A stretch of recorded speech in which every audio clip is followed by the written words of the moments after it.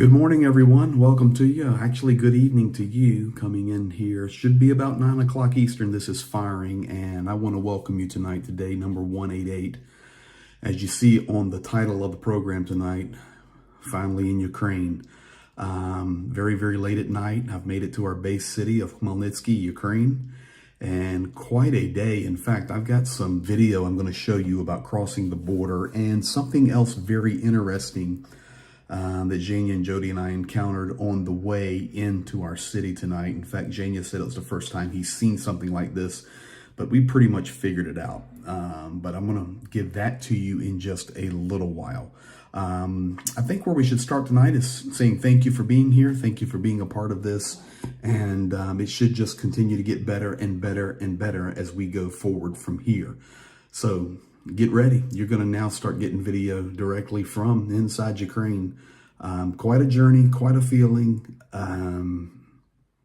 completely different than anywhere else. I told you the pressure that we felt in Finland, being up there close to St. Petersburg, and then there was a different feeling in Poland. But man, once we crossed the border, whoa, it changed completely. In fact, I'll talk about that in a little bit. But before we do that, let's jump right in tonight and give you an update on what is happening around the country right now. And before that, excuse me, before that, it's been a long day traveling. Before that, just once again, thank you. Thank you. That's all we can say. Everything that was meant to get here is here. So let's get to what's happening around the country right now. So guys, let's jump into the map right here, and we'll start with a little bit of red first, because I can tell you middle of the night here in Ukraine, and Kharkiv right this very minute is under attack. It is being struck very hard, as well as Zaporozhye. Those are happening right now. Of course, Convoy Road continues to be hit, Nikopol, Dnipro, and then of course all of the activity in the east, in that pocket there. Now we can go over to that pocket and we can see Slavyansk still under attack, Kramatorsk is under attack, and the push up into Bakhmut. So the Russian forces are still trying to come in this way, and they're literally destroying Slavyansk and Kramatorsk and destroying Bakhmut. And remember, as always, it is this road here, the M3, that we are watching. Who controls the M3 will have the best possibility of success here in this pocket. Now, I want to go back now, and I want to switch the colors, and let's go to the blue, because today Ukraine had a great day. In fact, I'm driving around the roads inside Ukraine today, and many of my friends who support in this stream that assist me with information and with translation and all these other things that we were able to bring to you, said, Greg, are you seeing the South? Are you seeing the South? I said, yeah, I'm seeing the South. So basically, the front line is in this area here. But Ukraine is pushing back so hard. They're doing great, making major movements. And I'll switch it over to a different color here, maybe orange. Nove Kharkovka here, demolished today by Ukraine. They blew up so many munition dumps, as well as Antonivka. You know, Russia just needs to leave that bridge alone. Ukraine struck it again today, as well as the pontoon system. So this for sure is the focus for Ukraine down here in the south. Now, that's going to still be a challenge in the other areas, but this Kherson region, so psychological, so important. And the other thing, if you notice about the Kherson region, when you can push into Kherson, we'll go purple, you can push into Kherson, well, here's Crimea. So realize the more ground that Ukraine can pick up through here, pushing back, gives them the better possibility to go after the golden egg, which is the Kerch Bridge. So this area right here is a major, major big deal. So that's what's happened really in the last 23, 24 hours as far as activity on the map. Now, there's many other things we're going to get to tonight, because now we are officially in Ukraine, as we've talked about, and got some incredible stuff to show you. So here we go. We'll move over to that. All right, now, so you can see very, very active day there on the map. Great things happening down in Kherson. Absolutely phenomenal. East, Kharkiv, Zaporozhye, little different. But Kherson, Ukraine definitely has a counteroffensive going. And I think maybe we saw some help for that. And we'll get to that in just a little bit because I'm going to show you some stuff from the border and what we were talking about. In addition to that, it looks like tomorrow there will be a visit to the Zaporozhye nuclear power plant that is scheduled. Whether or not it will officially happen, we'll find out. We'll see. But in regard to that, today, the Zaporozhye nuclear power plant was struck not on the plant itself, but close enough where a reactor building itself took some damage. And it's just crazy. Now, you would ask, okay, well, could that reactor be, destroyed somehow? Most likely not, unless it was some type of really heavy direct strike. The walls, I've been looking into this and hearing about it from here. The walls are 10 meters thick. That's way over 30 feet thick. These things are designed for protection. But with that, excuse me, but with that said, you do not want to be messing with it. So tomorrow we're supposed to have some inspection and we'll see what happens. So Energodar is on the edge of a disaster. We've also been following our Azovstal defenders, and it's a tragedy. We've lost some of them. Many were killed in Olenivka. In fact, we got a video about that in just a moment, but many were killed in Olenivka. Some have been traded back, but a majority are still in captivity. I actually have a photo I'm going to show you now that I received today. Over 100 days that these Azovstal defenders have been held in captivity. And for sure, this captivity is not by the rules. They're not being fed properly. They're being tortured. They're being treated terribly. And here is a before and after picture. I'll show you that right now.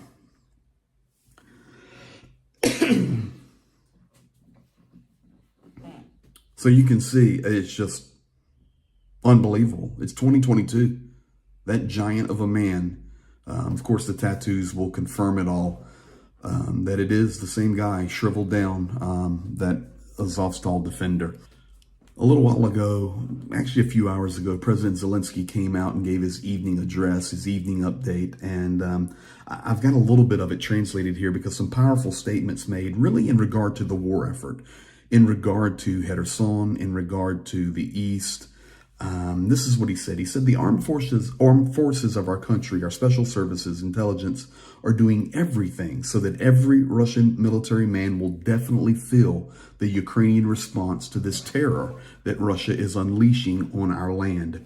Throughout the temporarily occupied territory of Ukraine, from Crimea to Kharkiv, the Russian army does not have and will not have a single safe base or a moment of quiet.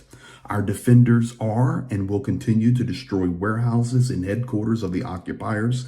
We will destroy their equipment no matter where they are located. Under Sevastopol, which is in Crimea, means under Sevastopol. Under Lugansk means under Lugansk. This is Ukrainian land, all of it, and the occupiers can only do two things. One, run away. The other is surrender. Make no mistake about it, there are no other options. So very, very tough statement coming from President Zelenskyy tonight. And, Ukraine's making some good pushes down there. And it's just going to be a war of attrition, and we'll see what happens. But in regard to that, I can tell you some things that have happened. Interesting things that Jania and Jody and I experienced today. I'll show you the video on that, and we'll show you crossing into the border, and this is probably how we're going to try to have it from here forward. Now, I will give you some disclaimers. Some of the video I'm going to show you is sensitive, but we've got approval to show it. And the reason we have approval to show it is because we are now hours after it happened, and some of the transport is way, way, way gone, and we give no locations other than very general. So there's no specific information here. There's nothing that is jeopardizing any positions. These positions now have moved hours and hours away. But what an experience we had this evening. I guess it was welcome to Ukraine. So let's get right to it. I'm going to jump in. Here we go. Coming across the border today. We are in Ukraine, and it's time to get going. All right, we're at the border here. Just coming into Ukraine. There's a flag, but here, you know you're in Ukraine. Look at here. There's the flag. The yellow fields. The yellow fields and the blue sky. We're at the border, getting ready to push in here, and of course, Slava Ukraina. Boss, it's not.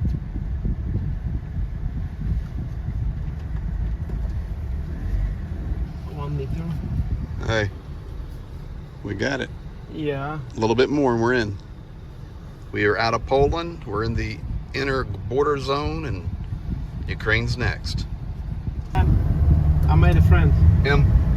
Yeah. And all right, we're in. welcome to Ukraine. There you go, boss.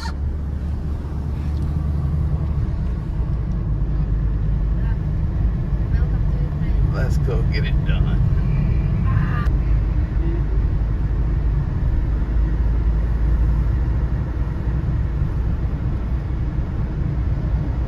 So how long will these trucks be here to get across the border? It depends. I don't know situation for today. Sometimes 6 days, 7 days. 6 or 7 days, okay.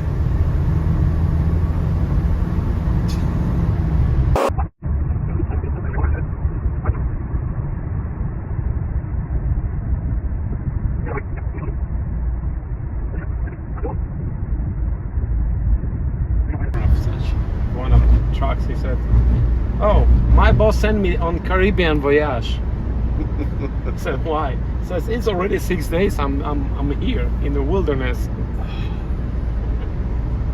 I mean, there's still. Okay, little chicken.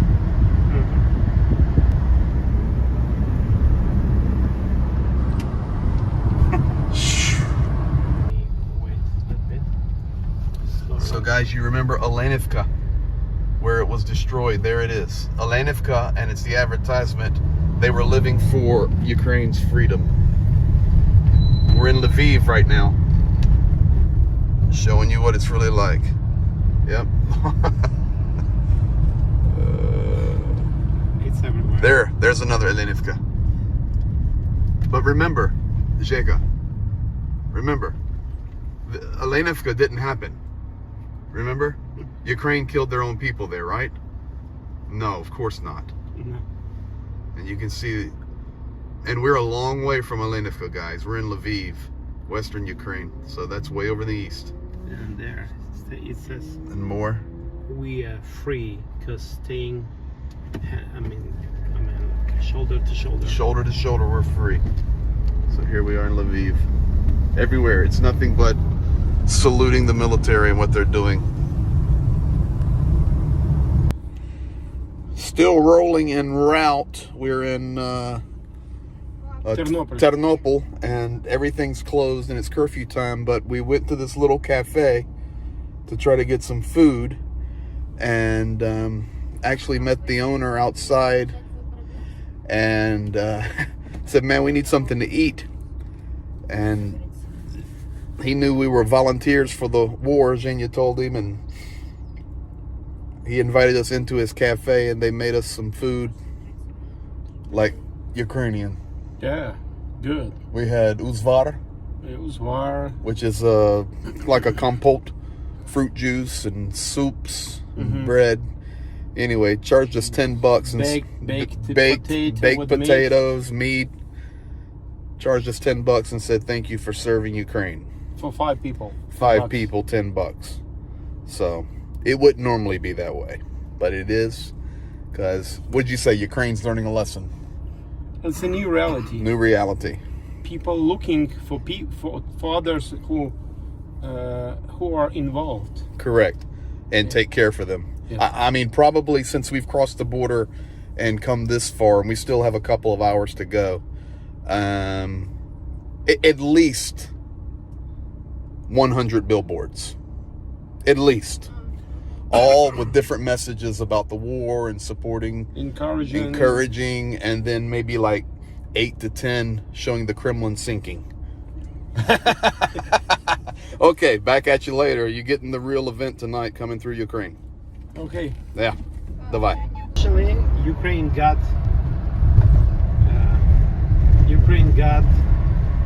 no one helicopter and no one airplane Correct. help, but somehow it happened that the spare part for the helicopters and the airplanes, I mean, somebody did help with spare parts, and now we have helicopters and airplanes fighting on the east. Maybe it's just the parts flying. Maybe it's just the parts flying there. And maybe... Well, this is definitely parts. Something. Military convoy. We just had a guy try to get up behind us on the left. That ain't happening. And there's another guy in the front that moves all the traffic this way out of the way. And this convoy does not stop. We just got very fortunate to get right behind them. This is interesting. You know, without giving specific locations, we are, you can see the convoy there, we are on one of the possible routes that come out of the west heading to the east, because, I mean, it's public knowledge, but out in the Lviv area is where a lot of the warehousing is for supplies that are coming in from Europe or America that come via the ground. So we're on one of the routes that would be going east. So this is not rocket science what's rolling across tonight. Very easy to see what this is. And this convoy is very long. So do you see the plate number on the truck? No. No, there's no plate number, there's no markings, there's nothing, because actually in Ukraine, these trucks are supposed to have a marker on the back that shows the speed limits, like a 90 or an 80, and there's no plates, there's nothing.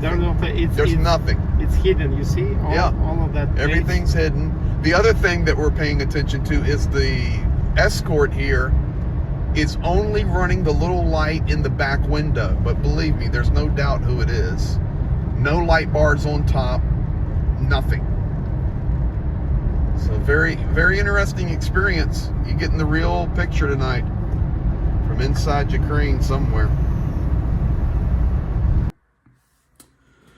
I hope you guys enjoyed that. Just a quick update. You get to see some of the scenery. This is not video now that we're getting from somebody else. This is not footage that, you know, a friend of mine is sending me. This is our footage. And of course, we'll take care and make sure that everything we do share over the next few weeks will be allowed, permissible, at the right times, right places. And you don't have to worry about that. This place is tight. There's not a soul in the streets. I'm looking out the window of where I live. There's not a soul in the streets. You're also sitting there going, all your lights are off. Yeah, they are. I have a little light just to give me a little reflection on my face here. We're under curfew and no lights, and you keep it quiet. So you're going to get the real feel. And let me tell you something. It feels weird. Let's just be honest. Just take it from me. It feels weird. Hey, more of this is going to be coming. One more night. Try to get me a little bit more rest and get caught up. But we're here. Everything is cooking. Thank you for being a part of our effort together. Thank you for all that you've done. Everything that you have given, gifted, supplied is here.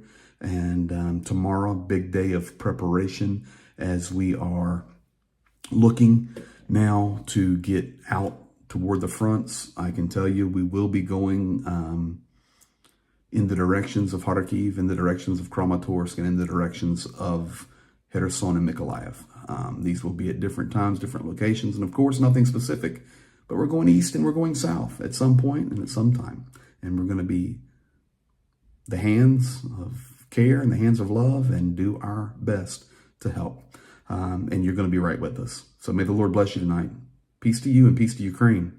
You're updated from Ukraine. Good night.